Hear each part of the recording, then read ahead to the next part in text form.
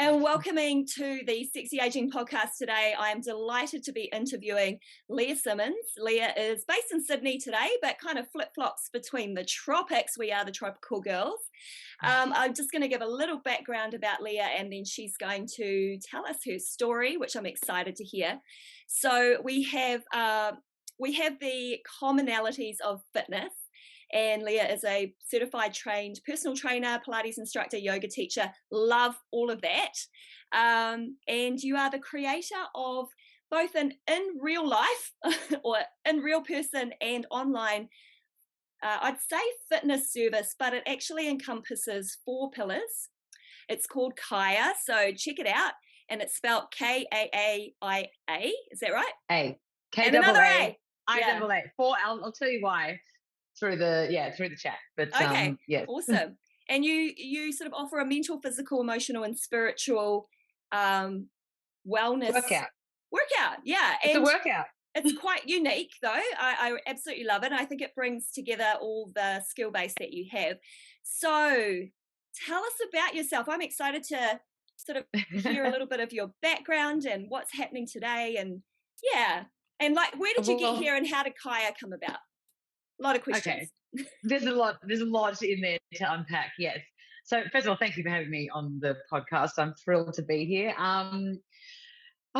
Where to start? I mean, people sort of ask me, where did you come up with the idea of Kaaiaa? And it wasn't an idea. It was like a culmination of all of my life experiences and sort of looking for something that was a solution for me, and I couldn't find it, so I created it. But it started actually. I've been in the fitness industry for over 15 years. I was actually, previous to that, I was a DJ for 18 years. Get out. Yeah. Okay, so I just got to jump in here and say that I think we might be lip sync soul sisters as well. Girl, you have got it. I wasn't DJing the 80s, the music that I put up on my thing. That's just my dirty secret. That's not such a secret anymore. But now it's not. I was a child of the 80s, so because 25,000 people are going to hear that right now. Exactly. No, I was actually I was one of the first female DJs in Sydney. I started DJing in 1998. And I was playing vinyl records, and I was one of 2. There was 2 of us, and it was a really interesting space to be in, because I loved music. I did it all through school. I was a singer. I was in every musical. I was that person, and I didn't really resonate with the idea of kind of leaving school and then going off to uni and studying more. I really wanted to go out and experience the world, and so my parents had a little bit of a mini heart attack when I was like, I'm not going to uni, I want to be a DJ instead. But they were very supportive, which was great. And I did I was dating a DJ, and I was in the clubs, and this was I feel so sorry for the youth of today that don't get to go out and experience clubbing like we used to. And no, still actually still clubbing. Sorry. Well, where? There's nowhere to go anymore. No, you're right. The last couple of years for sure. But I think it was 2019. I was in Ibiza. Well, so I did basically I kind of, much to the male horror of, because it was such a male-dominated industry, and it was like, why would a girl want to be doing all of this stuff? I loved it, but I was actually really good at it, and started to kind of make inroads in the industry, and escalated quite quickly, because not only was I good at it, I was a bit of a novelty. Do you know what I mean? Yeah. And so it ended up me working for a radio station. We were the first sort of pirate station. It was a dance music focused station, and I got encouraged to enter a competition way back in 2000 called the Red Bull Music Academy. And it was a global competition. It was the first one that they'd ever held. And they invited sort of, anybody around the world to enter. And the prize was 2 weeks in a global city being mentored by the cream of the music industry. Like, I'm talking anyone and anyone that was at the top of their game. So DJs, producers, heads of record labels, blah, blah. It was just this 2-week kind of think tank. And they had about 3,000 people apply, and 16 people got selected, and I was one of them. Oh, my God. I know. And the prize was, so it was in New York. It was going to be this thing. And 2 days before I was supposed to leave, September 11 happened. And I know, so like devastating events, but the academy got moved to the following January to London. And so I ended up going to London. I have family over there. My father's English. So I thought I'm going to go for the 2 weeks. I'm going to stay for 6 weeks and just explore. I was 24, I was like, in London. In London. During the clubbing. And, oh my God. And I got over there and I just had the best time. Like I just met, I don't know, everybody. And I got back to Sydney and I'm like, I'm moving to London. Like, here I come, baby. I can't be here anymore. I need to go make my mark overseas. Oh my and gosh. so I did that. And I ended up, I was like, and I don't know, I had all these like big kind of visions of me stepping into like Radio 1 and just getting a job because I'd worked at a radio station in Sydney. So why wouldn't they? I had no idea what I was doing. But I think that naivety and that kind of innocence, just like no clue, actually helped me along the way. Because I'm like, what do you mean? Like there was no self-doubt in that space. I'm like, I'm here, hire me. But I kind of laughed. I was like 9 months there and just working in a clothing shop because I was trying to, support myself. But I ended up on my last ditch attempt. I ended up securing a very, very coveted job running a record label over there, an independent breakbeat label. And it was so awesome because I didn't know what I was doing, but the guy was like, "You're Australian." I was like, "Yeah." And he goes, "You're a Capricorn." I was like, "Yeah." And he goes, "You're hired." I'm like, "Great." that was the criteria. I'm like, perfect. Yeah. Anyway, there was a record store. We had a record shop, a record label, and a bar. And I was just in heaven, in Oh Candid. my gosh. So it was like the year 2001. I am just living the dream, but my passion for music just got ignited. But I tell you what, Tracy, it was the beginning of 6 years of like debauchery. I did because I toured around with all of our DJs. We did every festival in Europe. We came back to Australia every summer for 3 months when, the festival season was on. It was just like work hard, play hard, party hard the whole time. And I didn't know anything about health I knew about health. I was always 40, but I was never into fitness or, mental. I didn't know what it was. It wasn't anything that I really kind of resonated with. And well, you're alive every day and living your best life. Exactly. Like, why would you need to put that into it? The other, sort of. Yeah. Some days I wasn't. One eye open. We got there in the end. We have another drink. Okay. All yes, right, here we go. But anyway, it was 6 of the best years of my life. And what it did was it really showed me how important music is for me. In an emotional, from an emotional standpoint, it can really make or break a situation. It's like everything in your life, every experience, to me, almost has a soundtrack that is going on in the background. You know what I mean? All right, I do need to jump in, and I've done this a few times, but I know that anyone that's listening to this right now, especially anyone who knows me, my girlfriends will be going, "Oh my God, Tracy, you're literally talking to your nemesis right now." Every moment has a song, right? Yeah. And when you hear that song, it takes you right back to that moment. You feel all the feels, you go through it again, and then, because we're sort of a bit older, we kind of go, "Oh yeah, and this is what I learned out of it." So carry on. No, and so with Kaaiaa, it was really important to me that the music was a very important part of it, but I'll get to that in a minute. But so anyway, I'm still in London.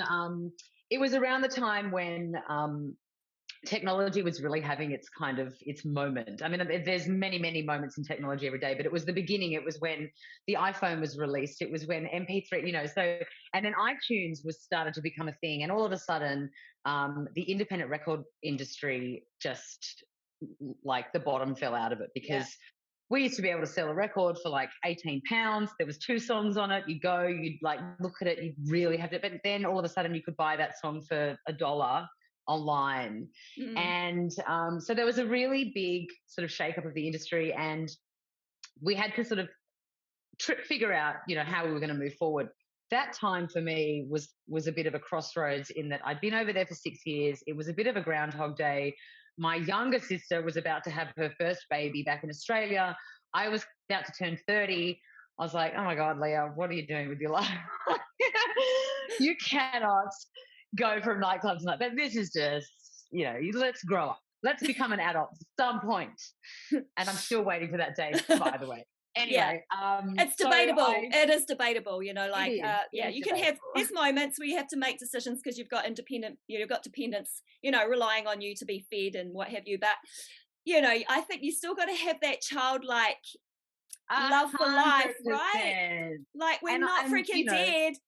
absolutely, Yeah, absolutely. And life is there to be lived. And I absolutely, I work to live. I don't live to work. Do you know what I mean? It's a very, absolutely. Yeah.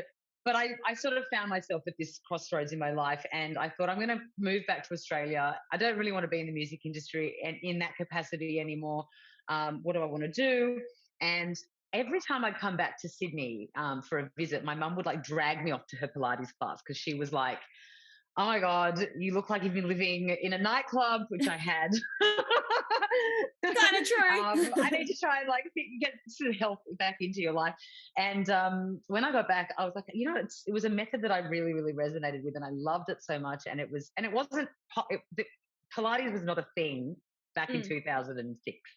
It was something that like dancers did to rehab. It was old people's, that they'd had a hip replacement. Yeah. It was sort of stretching, and it was, nobody knew what it was. But and new mums, like fixing up the pelvic floor and what have you. Yeah, because I tried it. Female thing, like no guys would ever do it. Hilariously enough, though, now that I work with sort of elite athletes and football teams, stuff like that, it's they all were doing it, but they were calling it core conditioning. It's the same thing. Do you know what I mean? But it just had a different name. So surfers do it, and professional skateboarders and basketball teams, they were all doing some form of Pilates, but they just didn't know what they were doing. So anyway, when I got back, I thought this is an industry or a career that I could actually explore because I loved it so much. I could see and feel the results that I was getting from consistently, doing the practice. And so I then embarked at age 30 on a complete like career 180. I just went from night to day, literally from existing in the night to, existing in the daytime. And I went and did my Cert 3 and 4 personal training certificate. And then I did a 2-year studio certification in Pilates. And I was very fortunate enough to be able to work in the studio of the brilliant woman who was training me at the time. And so I taught for like 8 years. And what I started to notice, so parallel to that happening, and I think it was 2008, 9, 10, Facebook and Instagram sort of popped up into our, into our sort of field. And what you started to see was all of everybody else's business, right? Yeah. You never really knew anybody else's business, or, you might get invited over to somebody's like holiday slide night, but you never it was like going through every photo album of, you just didn't see that sort of stuff. And all of a sudden it was like right in your face. And not only was it right in your face, it was this like very, very perfect, curated version of this person's life. And it was just this constant feed. And, I think it was like, this is what this is for. It's to show the best parts of a person's life. And I don't think that anybody at that particular point, and I've listened to a lot of podcasts with the creators of Instagram and stuff, I don't think that anybody had any kind of idea how damaging it was going to be for the mental health of especially young women. Yes. And it was only as we there's one thing to have an intention, but then when you get humans involved in actually perpetuating the thing, that's when stuff can start to go a little bit, skewed, because we come with a set of conditioning, a set of insecurities, a set of belief systems around ourselves. And that is more often than not what we try to hide, or B, inadvertently sort of put out there. And so what I was seeing as somebody that was in the fitness industry and somebody that people started to gravitate to for advice, or, I was becoming a little quite predominant in the fitness scene in Australia. My Instagram handle was Body by Leah Simmons. It was all about training and, Yeah. having a healthy body and all that sort of stuff. And what I started to realize was that there was a very big difference between even myself, and I'm going to put my hand up and say the reality of what I was putting out versus what was actually going on behind the scenes. Yeah, and this is what And a lot of people won't actually talk about. And you continue to see the not real stuff, and it's still very in your face. And then there are those people like yourselves that go, fuck it, this is my real life here. I don't think anybody I don't think anybody is under the illusion anymore that all of that stuff is real. I Yeah. think that people have very low tolerance for all of that bullshit now. I think if you're willing to show up and be honest and raw and authentic and say, hey, this is my experience and take it or leave it, that is going to connect you so much more to an audience nowadays. But 10 years ago, it wasn't like that. We didn't talk about starving yourself to look a certain way. We didn't talk about the 89 photos that you would take before the photo that you were going to put up. We didn't talk about the ignoring our children in order to go and get the content. Like, there's so much going on behind the scenes that had such a detrimental ripple effect across your life, my life, me, I'm going to talk about me. And I was couldn't see it. Like, could not see it. Thought that I was here for these strangers on the other end of my feed that were validating me by pressing a like button, and that was what I was here to do.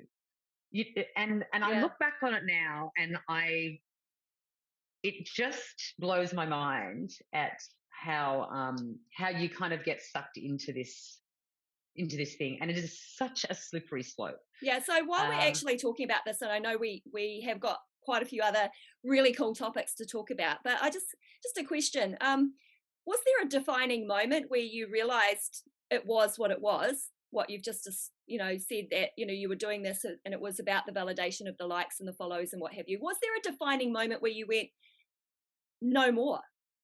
Yes. So I mean, yes and no. So as I started to talk to my clients about all of this stuff, because it's not me. Do you know what I mean? You never kind of go, I don't do that.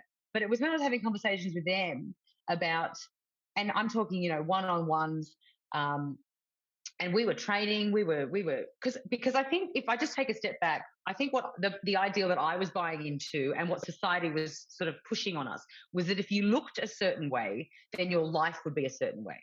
So if you looked perfect, then your life would be perfect. And that is what I think caused this huge chasm of because that sort of, it's a lie.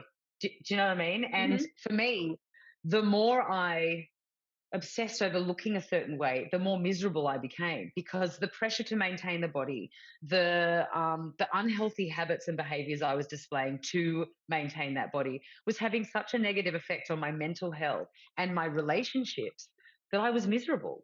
And so I'm like, well, this is bullshit. We're being sold some it's simply not true. And it was only through talking to my clients who were also experiencing the same thing. So they would lie there and complain about their husbands or their partners. Their kids were doing X, Y, Z.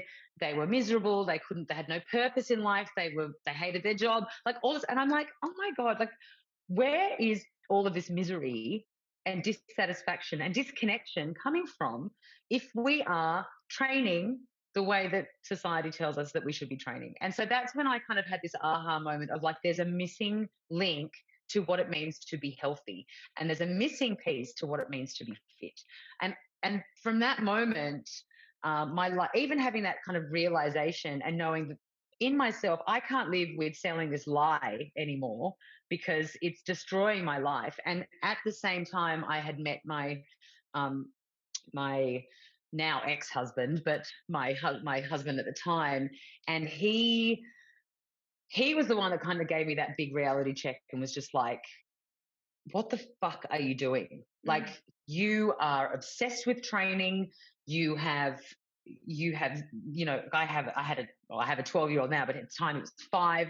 You're neglecting him. Like you're in this bubble of obsession around the way that you look. And if you don't address it, I am the fucking out of here. And Hey, I well, was I've like, actually just got to give you a little bit of credibility that you would spend the time, that part of your journey, your part of your life, irrespective of whether you're still together. I think that you actually step forward, and he's telling you this to be with him. totally. That's really And amazing. no one ever said that to me before. Yeah. And, you need everybody, you need people in your life that are going to pull you up on your shit. Yeah. Like 100%, even if it's 1 or 2, because you can walk around in this cloud of denial and kind of self-aggrandizement, and just, it's not, you need to have somebody outside of yourself to be able to be like, hey, in whatever compassionate language you want. But unfortunately, this was more of a direct kind of, but it's what I needed. Yeah. And luckily for me, he lived in Bali. And so, I was doing 2 weeks in Bali, 2 weeks in Sydney, 2 weeks in Bali, 2 weeks in Sydney, going back and forth because my son was in Sydney. And while I was there, I got to really experience training a whole other side of myself that I didn't really even know was separate from my body. Like, I think that's also something that we need to unpack a little bit as well, is you are not just a body. You are thoughts, you are feelings, your emotions, your decisions, your relationships, your connections, all these things. And that has nothing to do with this flesh and blood thing that we walk around in. That is completely separate, and it requires a completely separate training program for you to keep that healthy. But I don't think a lot of people are aware of that. Now it's becoming a little bit more accepted in the mainstream that, there's mental health and there's emotional health. But, 7 years ago when I got taken to Bali, I got introduced to the concept of the 4 pillars of health. So mental health, physical health, emotional health, and spiritual health. And I was lucky enough to be also experiencing a whole range of modalities that were really designed to improve and address the health of each of those pillars. And so I kind of went on this, well, my husband and I went together on this kind of odyssey of like self-discovery. And it was amazing. We used ourselves as sort of guinea pigs. We were doing like extreme fasting. We went and, we were doing a whole bunch of stuff just to really experience ourselves at a different level. And the key, I think, that tied it all together was this whole concept of mindset training. And now in the mainstream, it's becoming very, very clear that it's the mind that holds you back from being able to achieve the things that you want to achieve, not your physicality. It's the belief system that you have around what you are capable of that will ultimately be the thing that will take you out of your comfort zone, because you are capable. You are extremely able. Your body, you can push. I mean, we've seen it with ultra runners, and, your body is capable of doing things. It's the mind that is the obstacle in our way for us to really, realize our full potential. And so I'm in Bali, I'm doing all of these modalities, I'm feeling fucking the best I've ever felt in so long. And because I was feeling so good, you want to train anyway. I was kind of training my body because it makes me feel good, but then you're also training your mind, and you're, doing all this stuff. But we were spending all day doing it. Like and I'm serious, 6 hours. So lucky. So lucky, but so not efficient. And how do you bring that into the real world? Well, you can't. Yeah. So me being me, I'm always looking for like ways to kind of hack things and get it done in the least amount of time. and then like give everything. that to other people, because I think that's what people are looking for, is someone to do all the work and then go, okay, here it is. That's right. Yeah, that's right. So that's what I did. I went and trained in all of it, because I was like, I need to be able to share this. I mean, Kundalini Yoga for me was the cherry on top of everything that I had ever done. It was this immensely powerful, energetic practice that really kind of broke me open in the most incredible way. But I had a look at the practice, and I'm like, nobody's going to do this. Right. Yeah. It's too fucking weird. Like, Yeah. and I'm serious. No, I know. I mean, I loved it, but I I'm love it weird. too. But But yeah. I'm like, how how are we going to bring this into the mainstream? I mean, you got Russell Brand that, but he's not everybody's cup of. And I'm like, you want to be able to have everybody feel like it's accessible, and they're not going to feel like a complete, weirdo doing it. And breath work and even meditation to a degree, I think have stigmas attached to it, that it's woo woo, or it's for hippies, or it's for, it's this kind of like spiritual practice. When in actual fact, it's a very physical practice. Mm. And I always like to tie things back to the proven science behind all of these modalities, as well as the spiritual and energetic benefits that it can give you. So, I went off and trained in all of these different modalities. And then I was trying to find, a workout that combined them all. And I couldn't find one. There just wasn't one that existed. There was, like yoga is physical and they do a bit of breath work and meditation, but then they didn't have that kind of aha thing at the end, that mindset training, which for me is is the pinnacle of like training, full stop. But then you go into like a breath work session, and I didn't feel like I was getting a good workout. Like there was all this stuff that was sort of missing. And I was like, okay, well, I'm going to make it, because I feel like, and in my experience, you can do one 20-minute meditation a week, and it's not going to give you the benefit as like five-minute meditations every day. And I felt like if I broke things up and just like pulled out the kind of core of it, without all the stuff around the edges, the thing that's going to give you the goal, the result, and sort of structure it in a way that is accessible, so you're not doing too much of anything. It is supportive, it's non-judgmental, it's a private sort of experience. I'm guiding you through it the whole way. It's safe because it's rooted in Pilates, so it's a safe practice. And I was like, I really want to create a workout, because I feel like people still want to do a workout when they train. Yeah. I want to create a workout that combines mental training, physical training, emotional health training, and the mindset training, that spiritual connection training, into one that you can do in under an hour. And so that is what Kaaiaa is. That's how it was born. And let me tell you, it was 1,000 different things before it was Kaaiaa. So it's not like I woke up one day going, oh, there, I've got it. This is a 15-year journey of my own experiences, the failures, that all of it. And I this is what I've kind of landed on, and it's been unbelievable. I tell you, the last year has just been incredible, and with the community that has kind of grown from this practice. So Yeah. I can see that. I can see the growth in the community, and I can see the response, and sort of I kind of gravitated towards that because I could see some really beautiful messages to you, yeah, how you were helping people so much. One of the things that I personally picked up on is that you continue to be incredibly genuine with things that you're going through in your life. And I feel like that's actually, people that do that are incredibly courageous. I struggle with it myself. I find it really hard to let people know publicly what's going on. But I do have a huge amount of respect that people are able to verbalize it in a way where they go, okay, this is the shit that's happening, and this is how I'm feeling, and this is what I'm going to do about it. But I get a sense that you go through moments and you bring it into your classes, and it resonates with all the the people time. in front, right? I mean, look, You are so living this. Yeah.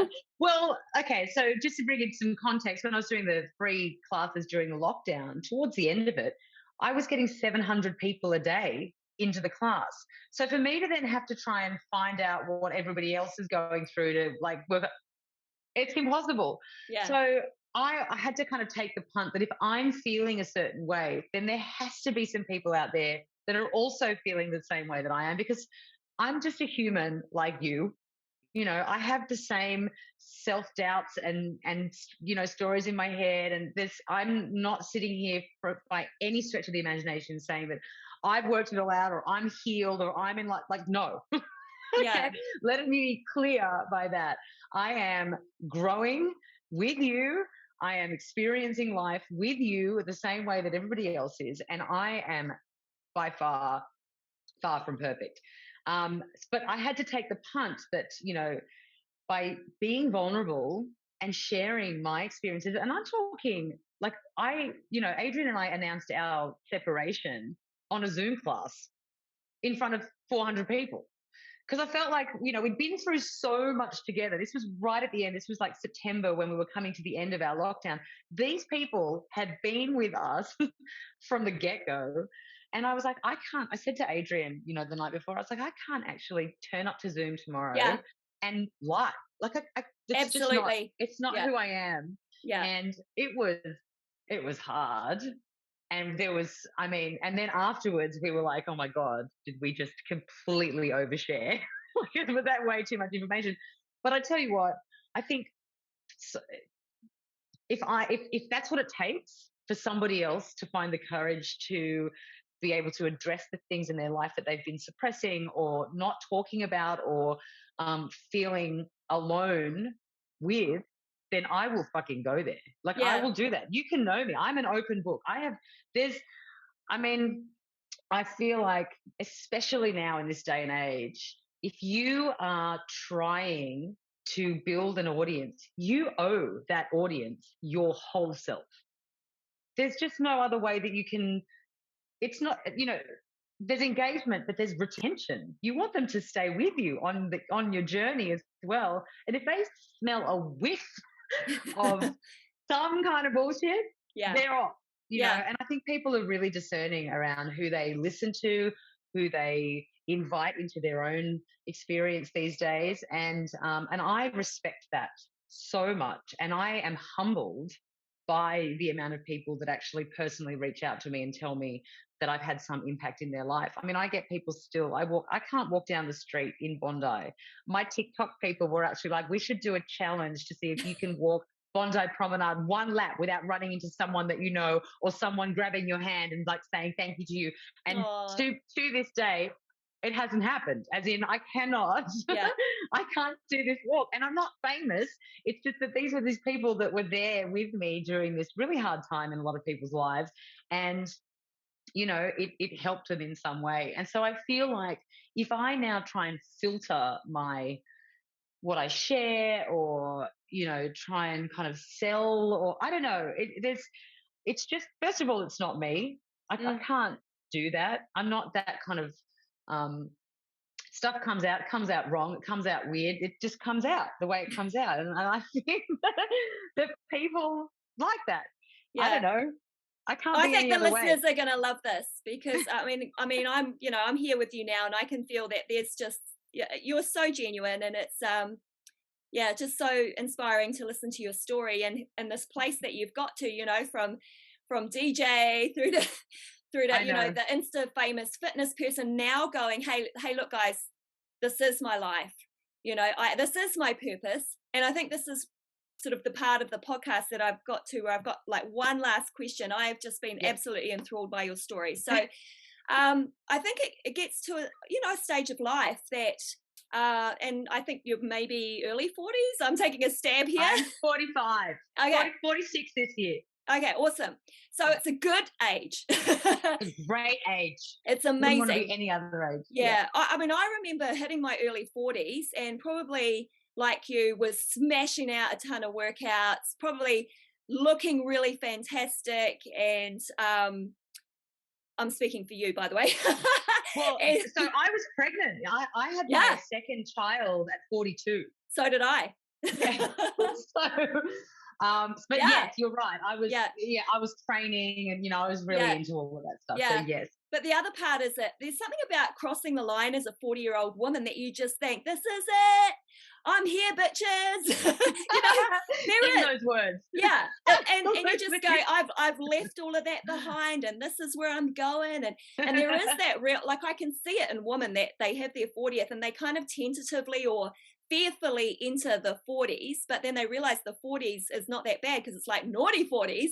And 40s is exceptional. I shaved my head, you know what I mean, in my 40s. And then So when you get to about where you're at now, this is why I've kind of connected with, some of the messages that you're putting out in the world, is because you are really going into the most incredible stage of life, which is, you've been able to figure out all the things that are really important to you. You've figured out your purpose. You've made your purpose your passion, and now your passion is what you get up for every day, and you just happen to get fucking paid for it. How sometimes, amazing. if I stop giving Right. stuff away for free, yeah. Yeah. Oh, but there's a little bit of that too, and Yes, we also know that it comes back, right? So absolutely. yeah. Absolutely. So I'm excited because I'm watching you go into like the really cool stuff. Physically, just a heads up, there's some gnarly shit that's about to happen in the hormonal area, but I know that you will be on top of it because you're a person that looks at the science, and you're in the fitness Exactly. industry as well, so you'll be able to sort that out. So my question is, and it's really basic, is there's two words, sexy and aging. What do they mean for you? Well, I mean, sexy is a state of mind, it's confident. And I think, I've really, not to sort of rain on the parade of the people in their 20s or 30s, but like I really feel like I know who I am, and that can only come through experience. I think also being responsible for other humans, so having kids gives you a whole different perspective in your life around what's important and what is sexy. And I have a boy and a girl, so I've got to really, I guess, be mindful of the messages that I'm sending out to them in terms of what is healthy, what is sexy, what is all of it. And aging, growing. Oh, We're I love all it. You growing. you just flipped it, right? Do you know what I mean? Yeah. It's a state of mind, and um, I think that it's. I don't know what 45 is supposed to feel like, because I'm only me, Hmm. and I feel the best I've felt in my life. I'm on my path. I'm living my purpose. I'm creating the life that I want. I have the tools to be able to do that. I do. I trust my intuition. I can sit here and be unapologetic. I'm not going to. I'm not going to shrink for No, anybody else. And I think that is sexy aging to it me. is. So It's so there you sexy right go. there. Yeah. Just to wrap up the podcast, and I could talk to you for hours, but so where to from here? What are your dreams and aspirations for the future? Because the future is, I mean, like you're probably about the midway mark, and then it just gets really, really amazing. So Yes. where do you So see we've that for got so yourself? many plans. I mean, we're trying to scale. We're in this amazing growth phase of Kaaiaa at the moment. Really trying to scale the business globally. So obviously, because I'm just one person, we're focusing very much on online. I've got some incredible activations coming on. I'm actually coming to New Zealand Yeah. for a series of workshops and retreats in August. Um, I've got, so yeah, I mean, it's just growth. It's we are growing, and I've got an amazing team starting to kind of manifest around me, and I'm just really trusting the space that I'm in. What I've learned with this business is to not push and go out for everything. As long as I am doing the inner work and staying like true to myself and being clear with my intentions, then things just start to kind of self organize around me. And one of the big things that I made a commitment to myself about this year was, to do as much as I can to not have to ever second guess my decisions, because and decision making comes from cultivating energy across all of those pillars, because it comes from being able to manage your emotions, being in a clear state, which is healthy body, healthy mind, healthy connection. And for me, Kaaiaa, and I know that not just for me but for a lot of people, is that difference between sort of working out to change your body and working out to change your life, because it can have life changing effects on you if you are consistent with it. If you consistently remain in this kind of higher emotional state, then that has a huge ripple effect across your life. Yeah. So that's basically my mantra now for life and beyond, is just trust my process and see what the universe has in store. Oh, love that so much. Thank you for giving us some time and telling your story. I'm totally blown away. I'm like, I could have been a You DJ. still can be. I What do you actually mean did. could have? No, I did some. The I did headphones the look DJ. really good on you. Thanks for that. I did the lessons when I was 48. So There you yeah, go. It's I always never had. too late, Well, I was ever. gonna play for my 50th, and then that was in the middle of the pandemic. So, Right. but it's not too late because I might It's bring it never back. too late. It's never too Anybody late for that rocks anything. up for that birthday and the decks are there, they know what's about to go down. I'm coming. I'll jump on with you. There you go. Oh, my special guest. Thank you so much. Oh, thank you so much for having me, Tracy. Really, it was an absolute, it was a delight.